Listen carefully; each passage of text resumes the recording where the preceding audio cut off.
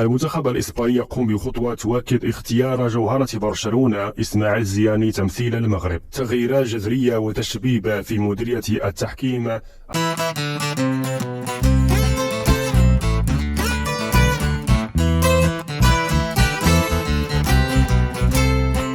تغييرات كبيرة مرتقبة على جهاز مديرية التحكيم المغربي من بعد تعيين رئيس جديد على رأس هذه المديرية اللي هو عبد الحق القرقوري. فبحسب المصدر ديال هذا الخبر اللي هو لو سيت انفو، وديما في اخبارنا كنذكروا لكم المصادر ديال المعلومات اللي كنجيبوا لكم، فلو سيت انفو اكد ان عبد الحق القرقوري يعتزم احداث تغييرات وقرارات مستعجلة. بحسب ذات المصدر، من ضمن القرارات المستعجلة التي سيتم اتخاذها إبعاد بعض الأسماء عن مديرية التحكيم التي يصنفها البعض في خانة الحرس القديم، مقابل إحداث تغييرات مهمة على مستوى مجموعة من المراكز في هذه المديرية، مديرية التحكيم. ذات المصدر كذا أن القرقوري الرئيس الجديد أبلغ بعض أعضاء مديرية التحكيم بالملامح الأولية إن صح التعبير لبرنامجه الجديد على المستويين القصير والمتوسط، يروم تشبيب قطاع التحكيم على مستوى الحكام الذين سيديرون مباريات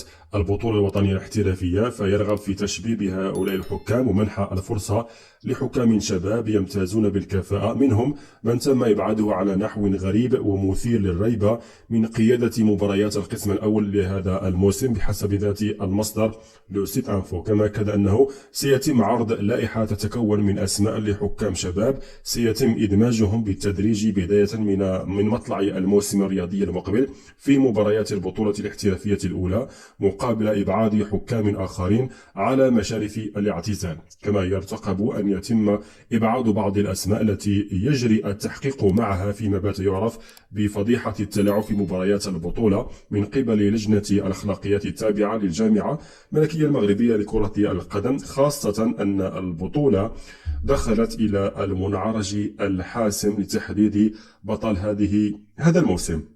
وسيستعد القرقوري لاستعراض برنامج يرم لتكوين حكام شباب، خاصة في تقنية الفيديو المساعد الفار، من أجل إعدادهم للموسم المقبل. كما سيتم تداول أسماء الحكام المرشحين مستقبلا لنيل الشارة الدولية. فتغييرات كبيرة ستهم هذا القطاع من أجل إصلاح الخلل، وأهم هذه التغييرات أنه سيتم تشبيب قطاع التحكيم.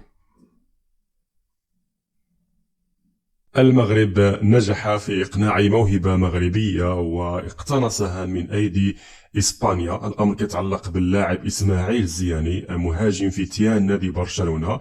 اليوم صباحا هذا اللاعب هذا نشر في ستوري عبر حسابه الشخصي في موقع التواصل الاجتماعي انستغرام صورتين، صورة ديال الاستدعاء اللي جاه من المنتخب المغربي اللي أقل من 15 سنة اللي هو هذا، ونشر كذلك واحد ستوري آخر فيه استدعاءه للمنتخب الإسباني اللي أقل من 15 سنة. في بداية الأمر كان بين أنه تلقى الدعوتين بجوج، عاد هو غادي يختار واش يمثل المنتخب المغربي أو أنه يمثل المنتخب الإسباني. ولكن من بعد ما حط هذا الستوري هذا في الحساب ديالو في انستغرام، الاتحاد الإسباني لكرة القدم نشر في الموقع الرسمي ديالو اللائحة الرسمية ديال المنتخب الإسباني اللي أقل من 15 سنة اللي غادي تخوض مباراتين في معسكر شهر مارس.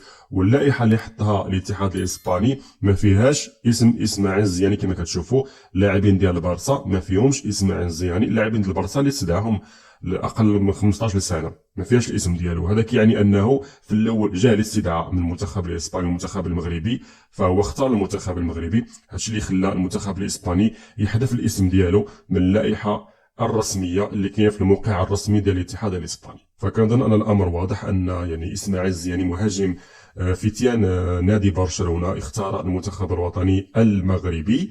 اللي ما كيعرفش هذا اللاعب هذا فكيعتبروه اكبر موهبه كاينه في نادي برشلونه حاليا في الفئات السنيه، مهاجم وكذلك بامكانه انه يشغل جميع مراكز الهجوم، سواء راس حربه او لا جناح ايمن او لا جناح ايسر.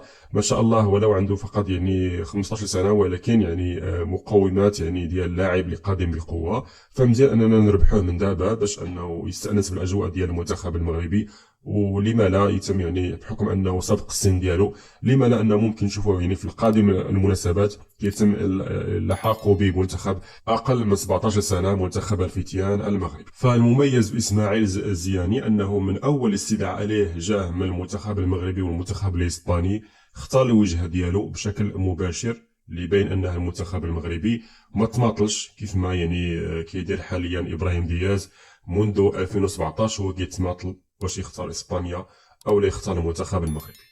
والختام بخبر يتعلق بسرقة حقيبة تحتوي على خطط الأولمبياد الأمنية، أولمبياد باريس 2024، مما يشكل تهديد أمني للأولمبياد. فالخبر أوردته صحيفة جارديان الإنجليزية، وأعادت نشره صحف أخرى بينها موقع البطولة، أكدوا أنه بالفعل تمت سرقة حقيبة في العاصمة الفرنسية باريس تحتوي على جهاز كمبيوتر يحمل الخطط الأمنية لدورة الألعاب الأولمبية لباريس 2024. ووفقا لذات المصادر فإن الشرطة الفرنسية علمت بسرقة حقيبة من مطار في محطة غار دو نور في مدينة باريس تحتوي على جهاز كمبيوتر ووحدتي ذاكرة خاصة تحمل الخطط الأمنية للأولمبياد. ذات الصحيفة The Guardian في نقلت تصريحات للشرطة الفرنسية جاء فيها أن صاحب الحقيبة المسروقة هو مهندس من مجلس بلدية مدينة باريس، وأكدت أن صحة تقرير لقناة تلفزيونية يقول أن الحقيبة كانت موضوعة في صندوق الأمتعة فوق مقعد هذا المهندس. جاءت عملية السرقة بعد أن قرر المهندس تغيير قطاره بسبب تأخر القطار الذي كان من المفترض أن يتنقل من خلاله قبل اكتشافه سرقة حقيبته. وللإشارة فإنه سيتم نشر 2000 ضابط من الشرطة البلدية وحوالي 35,000 فرد من أفراد الأمن خلال الألعاب الأولمبية التي ستقام في الفترة ما بين 26 من شهر يوليوز و11 من شهر غشت القادمين إن شاء الله. المنتخب الوطني المغربي بطل كأس إفريقيا أقل من 23 سنة. كتيبة عصام الشرعي بدأت الاستعداد منذ الآن مع يعني إن شاء الله معسكر شهر مارس الذي ستتخلله إن شاء الله مباراتين وديتين ضد منتخبي ويلز وأوكرانيا. فوالا هادشي اللي كاين في الفيديو، نتمنى تشاركوني بالآراء ديالكم في التعليقات، ما تنساوش تخليو لنا واحد لايك، اشتراك في القناة. السلام عليكم.